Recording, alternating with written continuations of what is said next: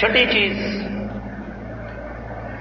ایک حدیث مبارکہ ہے، سیدنا ربیعہ بن کعب الاسلمی رضی اللہ تعالیٰ عنہ راوی ہے صحیح مسلم سے، فرماتے ہیں میں نے ایک دن اللہ کے نبی صلی اللہ علیہ وسلم کی خدمت کی، اور خدمت میں نے کی تو نبی علیہ السلام نے پوچھا مجھ سے کچھ سوال کرو۔ فرمایا اے اللہ کے رسول صلی اللہ علیہ وسلم سوال کیا کرنا ہے؟ ذرا درد دل کے ساتھ صحابی کی ڈیمانڈ دیکھیے۔ کہا آقا سوال تو ایک ہی ہے کہ قیامت کے روز جنت میں آپ کی رفاقت چاہتا ہوں، آپ کا ساتھ چاہتا ہوں۔ یہ تمنا تھی، کوئی سیم و زر کے خزانے نہیں، الادین کا چراغ نہیں۔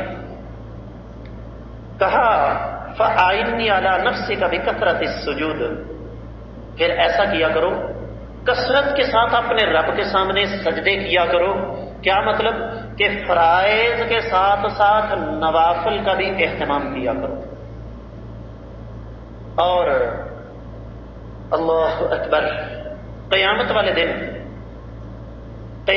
دن جو لوگ دنیا میں نماز نہیں نہ پڑھتے ہوں گے، اللہ تعالیٰ انہیں قیامت والے دن اپنے سامنے جھکنے کی توفیق عطا نہیں فرمائیں گے، ان کی کمریں تختہ بن جائیں گی، گردنوں کے اندر سریے آ جائیں گے۔